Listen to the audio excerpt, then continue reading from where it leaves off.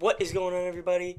This is the video rendition of the Festus Fantasy Football Forum. This is week 9. We have a great episode planned. We're going to be recapping the week 8 games, some pretty good ones. We're going to be updating the trade block once again. We're going to be doing a new type of power rankings. I think you guys are going to like this. It's a good switch up from the normal. And then we're going to be going over matchups for week 9, including our primetime game. We're going to be hearing from a lot of people from the league. A lot of people sent in videos, a lot of memes. It's going to be a good time.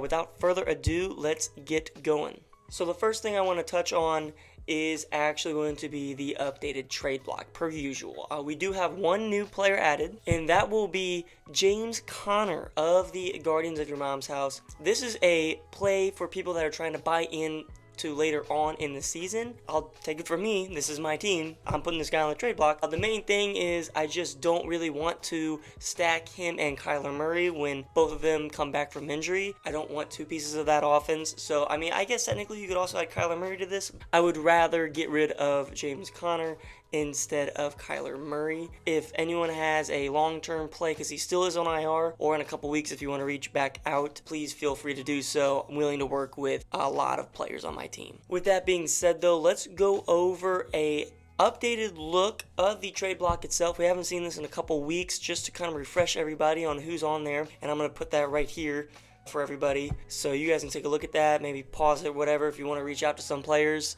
or to some managers I should say, feel free to do so. With that being said, let's get into the matchup recaps from week 8.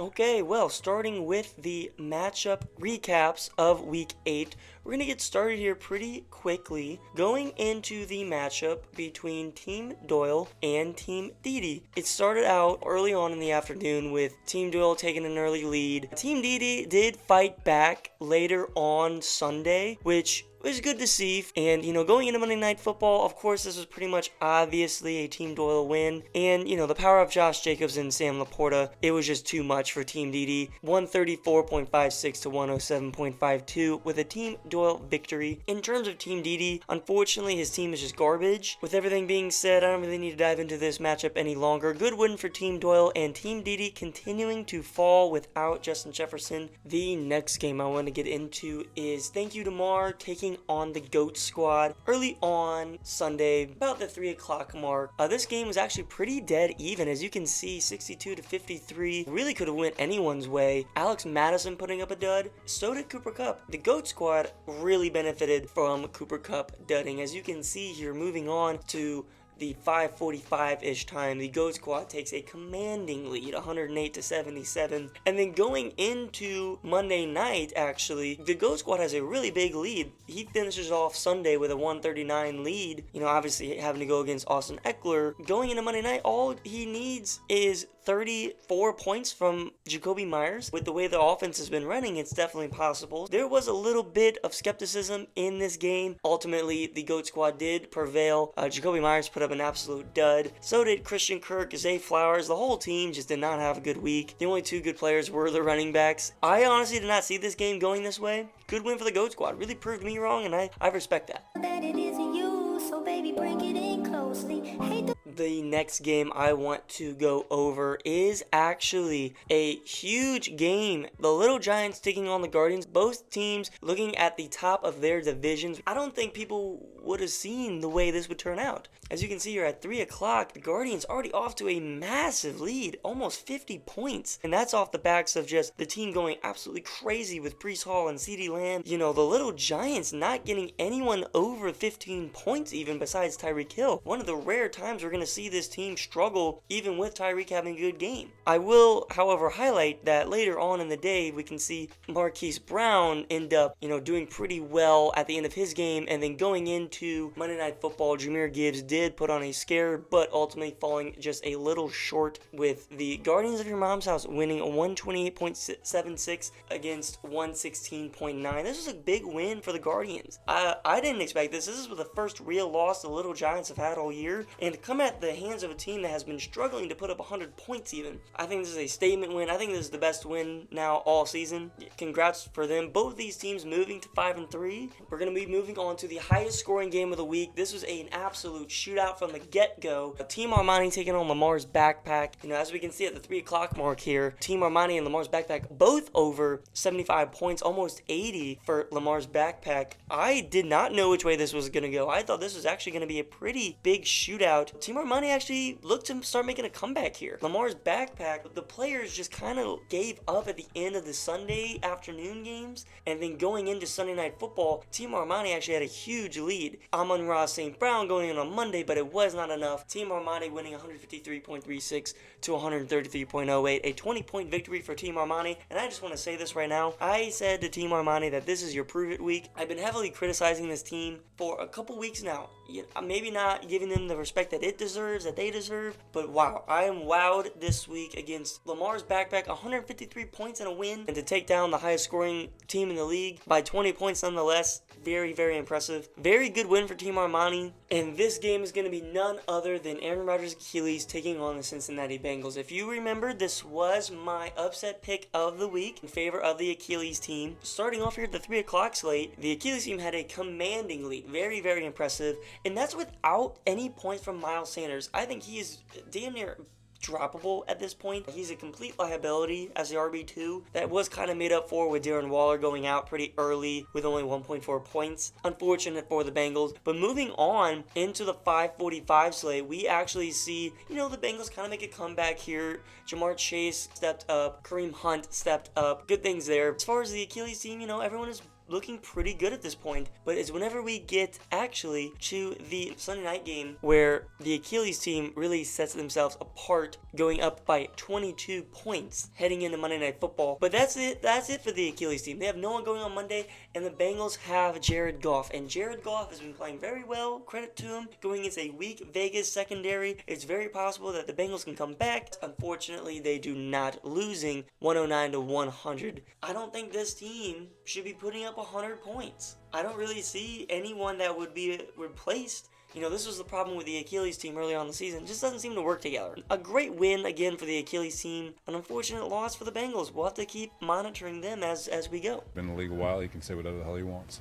I kind of live by saying, if you ain't got no haters, you ain't popping. You smoke Reggie, that's that shit I don't like. Finally, that means for our prime time game, we have Chubb Checker taking on Bigger Than Black and White. This was actually a pretty good primetime game. Did not know which way it was going to go at one point. As we can see here, starting off at 3 o'clock, Bigger Than Black and White had an 85% chance to win. Going 80.5 points to 67.5. 85% chance to win at any point is pretty likely that you're going to win. Unfortunately, though, Team Chubb Checker made a raging comeback, scoring 100 points. Bigger Than Black and White completely falling off a cliff in the afternoon slate. Team just showed up for Chubb Checker, and George Kittle didn't even play for him. But what happened was everyone that was doing good for Bigger Than Black and White stopped doing good. And the players that were supposed to be good later on, like Pat Mahomes, did not do good. And ultimately, this was actually a really big upset, going 109.66 to 99.24. A pretty low scoring affair in primetime is always unfortunate, but it is actually what a comeback for Chubb Checker. I don't know why Bigger Than Black and White said in his pregame interview that he wanted Chubb Checker to get a win again, especially against his. I don't know what that whole deal was, and it happened. So hey, great win for Chubb Checker.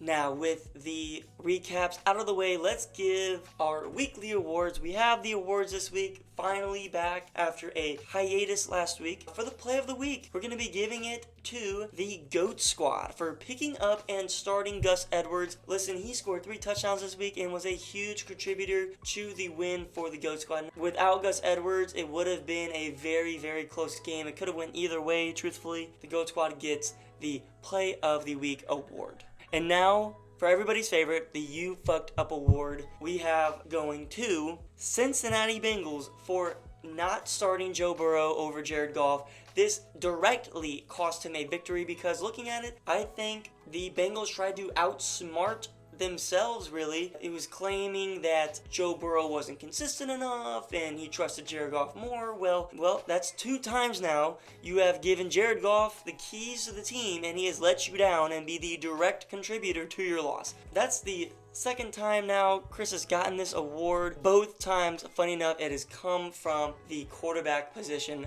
Man, this guy needs to get it right. Okay, what's going on, everybody? We are going to be doing the power ranking section of the video, and this was a idea sent in by one of our members, Team Doyle, and he recommended we do a tier list for today's episode because it is so backed up in the rankings, and I couldn't agree more. I think this is a great idea. Nice change of pace for the typical power rankings that we have been having, especially with the playoffs right around the corner. I think this will be a good thing to do to kind of gauge in terms of groupings where all these teams are at. And that's what we're going to be doing today. I'm also going to be giving the power rankings for each team as well, just so we can kind of keep that going. The main thing is just these 4 tiers here. I have last place, first key playoff teams, and then Super Bowl contenders. I think pretty straightforward there. So let's get right into it. Starting off with Team Armani, I think this is pretty obvious.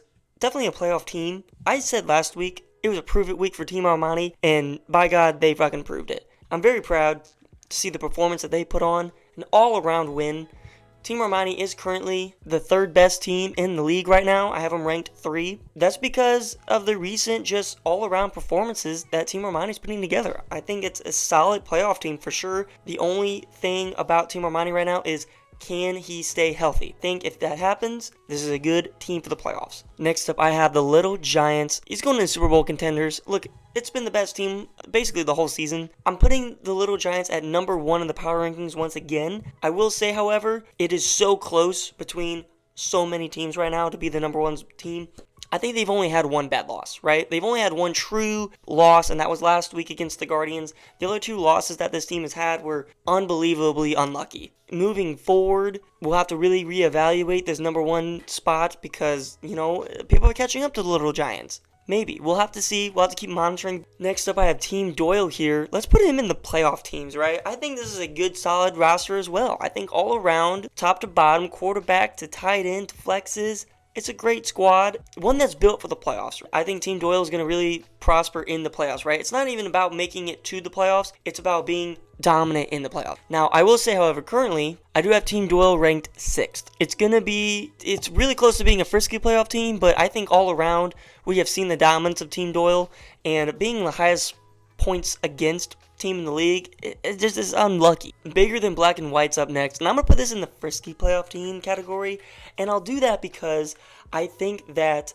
although the record doesn't show, I think this is a better team than maybe a lot of us has given it credit for since the CMC trade. I've been all in on it. I think it's great. I think the move is great for Bigger Than Black and White and Team Armani. All that needs to happen is just a good win streak, just a couple things to go this team's way, and I think it could definitely be a playoff team. But for right now, I'm going to keep it here in the frisky playoff teams. Oh, look at these next 2 teams here. Team Didi and Chubb Checker. I think no surprises here. I'm putting both. Just going to go 2-for-1 combo here in last place. Spoiler alert, none of the teams right now are going to be qualifying for the last place tier besides these 2.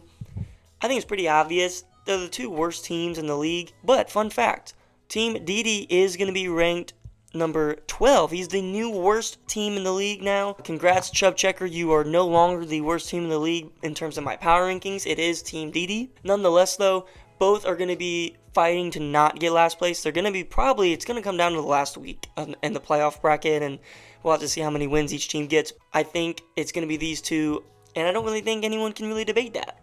Let's see here. The next team I want to go over here, let's do the Cincinnati Bengals, and I'm going to put them as a playoff team, okay? I think the roster has a lot of star power, and I think that's going to help the Bengals eventually. I don't know. I might move them later on in this segment down the more I think about it. And I think I'm going strictly off of outlook because the stats say that this team sucks. The worst points for in the league, mid-tier to high points allowed, regardless, with all the trades that this team has made, it's literally the Chargers. Looks great on paper, the names themselves, you can see the talent, but it's not clicking, it's not working. Even last week when you had everyone playing, everyone looking good, you still lost. I think out of all the playoff teams I'm going to put in this tier, I think I'm going to put this one at the very end because it is the closest one to frisky in my opinion. But we're going to leave that there now. Look, I have the Cincinnati Bengals ranked 8th, actually, which is kind of crazy that I'm putting them in the playoff team and they're ranked 8th in my power rankings, but it's just because I think this team will do better moving forward, right? My outlook for this team is pretty good. That's the only reason I'm putting them in the playoff team. Next up, we have Lamar's backpack. Currently, I have ranked the number 4 team in the league, and I'm going to put this team in Super Bowl contender. This is crazy to say, but look, at being at 500 and having the highest points scored in the league is a very impressive feat. I looked back, this team has only gone under like 110 points once, maybe twice. Definitely under 100 only once. I checked that for sure. But the numbers that Lamar's backpack is putting up is absolutely absurd. And I have to assume that this is a Super Bowl contender, right? The only reason you put up that many points is if you're a good fucking team. And I think this is a Super Bowl contender. Much like the Cincinnati Bengals here, I'm basing this on outlook. I'm not really caring about the record right now. I think that moving into playoff time, this team will be a playoff team for sure.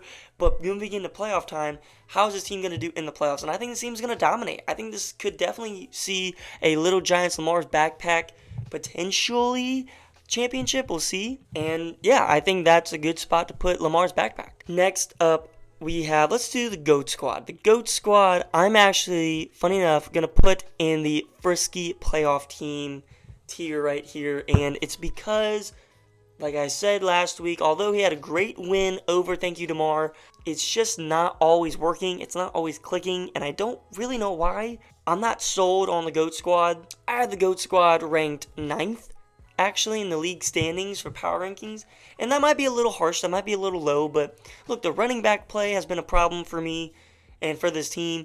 The quarterback play has been a problem. The flexes have been a problem, but I think there's some good opportunities there. I think it's good optimism for the GOAT Squad moving forward in terms of flex play. You know, I don't know. I don't know if this team makes the playoffs with how congested it is right now, especially in the other divisions. I'm actually going to move the GOAT Squad up. I'll actually move the GOAT Squad up to the top Frisky playoff team. I could definitely see the Bengals and the GOAT Squad maybe interchanging for sure. But for right now, I think the GOAT Squad being right there is a good spot. Next up, let's do Thank You DeMar. And we're going to put Thank You DeMar actually above the Cincinnati Bengals, but in the playoff teams category here. Same deal, you know, all around complete roster. You have the big names, you have the big talent, but still somehow 4-4. And I don't really understand how, because this is a great team. Since making the trade for Cooper Kupp, you now have no running back depth, and that does scare me a little bit. You know, your whole identity used to be the running backs. Now your identity is the wide receivers, but the wide receivers aren't really like Chris wide receivers. You know what I'm saying? You have Cooper Kupp, but I don't know. I don't think this team really has a great identity. It's more of a, you know, bet on your big players type thing. And I don't know if that really makes sense. It does to me. However, I do think this is a playoff team for sure. I mean, the star power alone can carry the barring injury. If there's an injury to a running back, I promise you this team will suffer. And you will see wide receivers traded. I actually have Thank You DeMar coming in at number 7 for the power rankings officially. It's just, you know, it's right on that cusp line. Just like with Team Doyle here. 2 different teams, I think. Completely different type of builds, but both of them are pretty good scorers. Next up, I have the Guardians of Your Mom's House. Currently the 5th ranked team in terms of power rankings. I'm going to put them right here, right behind Team Armani. Look, a 5-3 team, much like Team Armani and the Little Giants. I just think all around, it's been working pretty well. In recent weeks, it's been, you know, who is going to step up. It's not like a collectively big game from everybody. It's more so like one guy goes off, or a couple guys go off, and then some guys take a rest off, whatever. But it's the points allowed that is still concerning me. After last week's win over the Little Giants, a very impressive win. I think moving forward, there is a lot of optimism for the Guardians. Although a tough schedule ahead, you know, I think number 5 spot in the power rankings, I think a playoff team for sure. I still think it's a good roster, so we'll keep the Guardians here in the playoff teams. And the final team, we have the Aaron Rodgers Achilles team. I'm actually going to put this at the top of the playoff teams category here. I'm doing this because I have been, you know, saying it every week. This is actually, funny enough, the new number 2 ranked team in my power rankings, and it's for they well-deserved, right? Well-deserved for Aaron Rodgers Achilles, fighting so hard, winning so many great games recently. You know, the team has just come together. The running backs, however, still suck. Unfortunately, Miles Sanders is basically droppable at this point. look, if I'm Aaron Rodgers' Achilles, I'd maybe try and go get a really, really cheap running back. Someone better than Miles Sanders, because he's unplayable at this point. Besides that, once that problem gets fixed, it will inevitably get fixed. Aaron Rodgers' Achilles is going to be a great playoff team. I'm very close to putting, one of these three teams in the contenders category, but I am not doing that just because I think these two teams are obviously the best. I want to be realistic here. I don't want to overload this Super Bowl contenders category. I don't see really any holes with these two guys. I see a hole in every one of these teams right here. And you know what? Thinking about it, I think I'm going to move the Cincinnati Bengals down. I'm sorry. I'll put them here at the top. Oh shit, not there. I'll put the Bengals there at the top of the frisky playoffs teams. I think this is actually a very well set, the obvious Super Bowl contenders here. I think you have in order, honestly, the playoff teams. I think that'll be the best. I think you have the frisky playoff teams here, which, and this is hard to do because it is so stuffed up. Look, you got 5 teams at 4-4, 5-3 teams. It's hard to kind of rank these guys. And look, this is a great competitive year for us. We have not had this type of competitiveness in many, many years. I can't even remember the last time. I think it's anyone's year. I think you could 100% move any of these playoff teams into here. You can move any of these frisky playoff teams into here.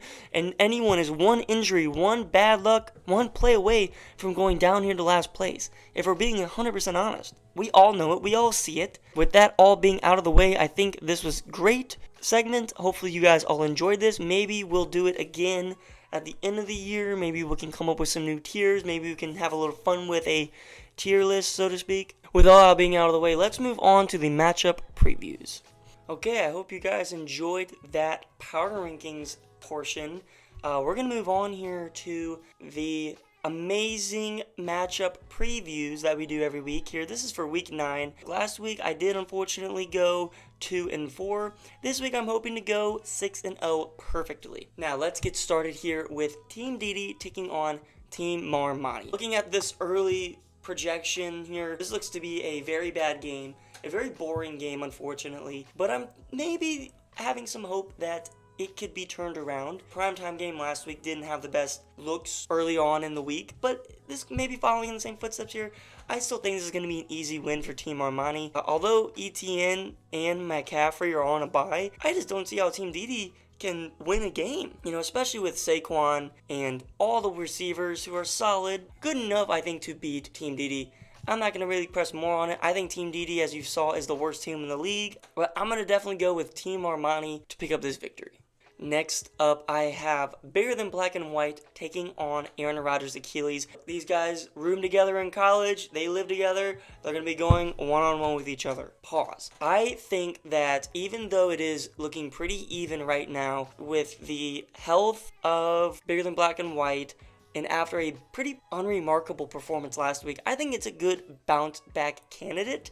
However, the Achilles team is finally going to be sitting Miles Sanders in favor of Jaylen Warren, who I don't think has much upside. I think it'll be better than Miles Sanders, obviously. That guy is fucking terrible. I think it'll really come down to if the Achilles team can nail the flexes like he's been doing in recent weeks. I think that's going to be the big thing. With all that being said, I think Bigger Than Black and White is going to win this game. I think it's a great bounce back candidate, and I think the Achilles team, I just don't think it's their week. However, I still think it's a great team, but we'll have to see how it plays out. Next up, I have the Guardians of Your Mom's House taking on Chubb Checker here, and early projections are favoring the Guardians here, 116-107. Unfortunately, Evan Ingram is on a bye, as well as George Kittle for Chubb Checker. Dalton Schultz are going to get the start, and Logan Thomas, newly acquired, for the Guardians. Looking at this game, I do think that it's going to be a Guardians win this week. I think since trading Keenan Allen, I think the team is better overall. However, I don't think it has enough star power, so this team kind of has to rely on a team dudding, and although it's very possible for the Guardians to dud, I kind of like the matchups this week. Obviously Tua has a great matchup against Kansas City. I think it'll be a good matchup against these two teams. However, I am going to give the Guardians the edge here. Now let's move on to the Little Giants taking on the Mars Backpack. As it should be, it's a 50-50 split here. I don't think you could pick a wrong team in this scenario. Unfortunately, the Lions do have a bye, so Amon-Ra for Lamar's Backpack and Jahmyr Gibbs for the Little Giants. they will not be participating in this game, and it looks to be like Josh Downs will be replacing that flex spot. Honestly, I think this could go either way. When I was kind of giving my breakdown and analysis of the game, I personally have Lamar's backpack taking this one. I just think that the matchups look really good. Losing Jahmyr Gibbs this week as well, I don't know if that's going to be a big deal for the Little Giants. In recent weeks, Jahmyr Gibbs has been a great player for this team. However, I do think Jonathan Taylor's going to have a great game. I do think that Dallas Goedert's going to have a great game. But on the flip side of that, I think Derrick Henry's going to have a great game. I think Stephon Diggs is going to have a great game. So it's really a coin flip. I, like I said, am going with Lamar's backpack, but I would not be surprised if the Little Giants pull this one out. So, moving on here, I have my upset of the week pick in the matchup of the Cincinnati Bengals and the Thank You Damar squad. I'm going with my upset pick of the week, and that being Thank You Damar. The reason I'm giving it my upset pick of the week is because the early projection totals are favoring the Bengals. And trust me, guys, this was a tough week to give this award out to. I could have not given one out at all. A bitch about it this week and give it to the Damar squad. Because looking at it, I don't really see why they're underdogs. I much rather would take the Damar matchups. Kamara against Chicago, Cooper Kupp against Green Bay. That's going to be a big game, especially because Cooper Kupp has been having terrible games recently. I think it's going to be a huge game for Thank You Damar. I think it's going to be a big bounce back game. The Cincinnati Bengals have just not shown me that they can put up points even with this new squad in a consistent manner. And with that, I have to give the edge here and my upset pick of the week to Thank You Damar. I hope you've made it this far and you've enjoyed the video. We have our primetime matchup of Week 9. This is going to be, in my opinion, the biggest game of the year for these two managers. We have the GOAT squad taking on Team Doyle. Look at this right now, 110.8 to 110.8. You cannot write it any differently. 50-50 split, 4-4 records for both teams. Both teams desperately need a win here to stay in playoff contention, I believe. Okay, with how congested the league is in the middle ranks, this game is very, very important. Seeing as where these managers are at in their respective divisions, this is a huge game for these teams. This game could boost each manager up to first place in their division. And if not, it could boost it to last place in their division. Maybe not the GOAT squad, but definitely Team Doyle. Definitely possible. To get this started, I want to hear firstly from Team Doyle. This is what he had to send in. Roll the clip. Please don't knock those together. No. Holy shit! Jeez. Bobby, stop. Bobby, stop. Woo! Do not move. Do not move. What is wrong with you? Are you? Thank you, Team Doyle, for sending that one in. Clearly already trash talking, showing that he is confident coming into this week, and I get it. Team Doyle is one of the highest scoring teams of the league this year, but he is also the highest points allowed team. But let's take a look at the matchup. We have Sam Laporta out on bye. We have Brandon Ayuk, Javonte Williams, and Courtland Sutton. Also Brock Purdy all out on bye, and Calvin Ridley out on bye. Golly, well, this is going to be a tough game for these guys. Both teams dealing with star players being out, which is causing, Cade Otton to be picked up, Dak Prescott to be picked up, Zach Moss getting the RB2 start of the week, Elijah Moore and Darrell Henderson going in those flex spots. Wow, I mean, this is going to be a tough game for these managers, and that's why I think this is a great primetime matchup, because neither team is at its strength, yet it's so perfectly even. To hear more about that and to hear about how big this game is for this manager, let's hear from the GOAT squad. Roll the clip. How's it going, Jax? League. Sitting here, driving home from work, thinking about this primetime matchup against McLovin this week. Couple dudes on buys. Colin does too. I don't know what the early projections are. We don't give a fuck about the early projections. We don't care. We don't care about the projections at all. ESPN don't know dick. Everyone knows this. Last week we were projected to lose by 10 plus. We don't care. Should be a fun one. Primetime, big week. Maybe a pre-playoff matchup. I don't know. We'll see. It's a tight race right now. We need everyone we can get. And good luck to everybody, Besides Colin. Fuck you. Fuck you. We love it when Tyler sends in videos. Thank you so much for that. This is a tough game for me to pick. Personally, I think this was the hardest one for me. I'm gonna have to give my slight edge to Team Doyle. I don't really think that the GOAT squad can do what they did last week again. This has been a really up and down team. Team Doyle has proven to me multiple times that they can put up consistent numbers, consistently high numbers. GOAT squad hasn't yet. And that's not a knock against them. Every team is different. And the GOAT squad just is not a team to put up consistently good numbers. And I think to take down Team Doyle, you have to put up at least, 120, 130 points. In order to do that, GOAT Squad's gonna have to do something that they have not done that many times this year, especially on a consistent basis. I don't think they've done it once back-to-back. Maybe this is the first week it'll happen. I don't know. I will be keying into this game, obviously, as the prime time, but even harder than usual. So with all the previews out of the way, let me just recap my picks again, as I always do. We have the Guardians winning. We have Lamar's backpack winning.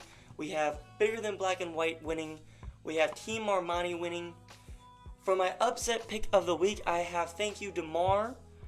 And for the prime time game, I have the winner being Team Doyle. Guys, that is going to do it for me this week. I hope you all enjoyed. I really think this is going to be a great week. I think this is going to be a great start to the playoff season. Going into week 9 and 10 is really when playoff teams turn into losing teams and losing teams turn into playoff teams.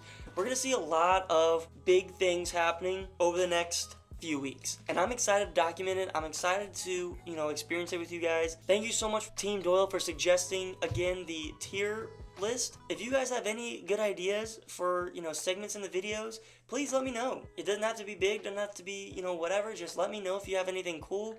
Always keep sending me ideas. Always keep sending me videos for pregame and postgame matchups and recaps. So keep doing that. I think that keeps the league engaged and it's a fun thing. Just everybody take care. Thank you guys so much for watching. Please comment down below something that you thought about during the video. I don't know if I can know. Let's have conversations. Let's be engaged. And with all that being out of the way, good luck to everybody in week 9.